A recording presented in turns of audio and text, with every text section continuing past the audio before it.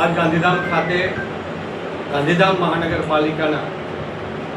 વિરોધ પક્ષના નેતા, ઉપનેતા અને દંડક માટે ગુજરાત પ્રદેશ કોંગ્રેસ સમિતિના પ્રમુખશ્રી અને વિરોધ પક્ષના નેતા બંનેની સૂચનાથી આજે હું મહેશ રાજપૂત, ઓબીસી ચેરમેન ગુજરાત પ્રદેશ કોંગ્રેસ સમિતિ અને ઓલ ઇન્ડિયા ઓબીસી ડિપાર્ટમેન્ટના કોર્ડિનેટર શ્રી જીવણભાઈ, અમે બંને આજે અમારા સંગઠનના લોકો સાથે ચર્ચા વિચારણા અને કોને બનાવવા જોઈએ તેના માટે અહીં પધાર્યા છે. આપ સૌ પત્રકાર મિત્રો સાથે એક ચા પીવાની અમારી ઈચ્છા હતી અને આપ સૌ સાથે અમે આજે ચા પાણી કર્યા, તે અમને બહુ ખુશીની લાગણી છે. અને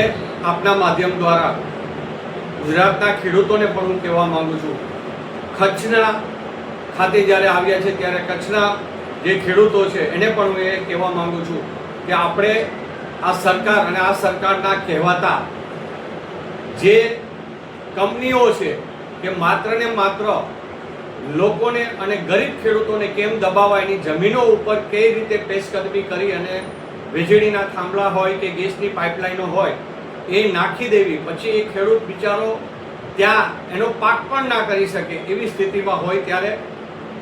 આવતી 15 તારીખ સોમવારના રોજ ગાંધીનગર વિધાનસભાની સામે જે ધરણા પ્રદર્શનનો કાર્યક્રમ છે એનીમાં આપ સૌ સામેલ થાવ. કારણ કે આપણા હક માટે આપણે નહીં લડીએ તો ક્યારે આપણે ન્યાય નહીં મળે. અને આ કંપનીઓ છે એ આપણા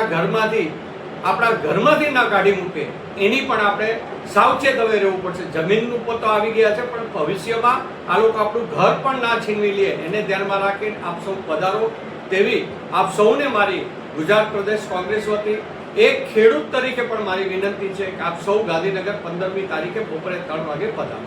સર, ખાસ કરીને ગાંધીધામ શહેર કોંગ્રેસમાં બે જૂથ છે, એના વિશે શું કહેશું? ઘર હોય તો એની અંદર 2 દીકરા હોય, 3 દીકરા હોય, 2 દીકરીઓ હોય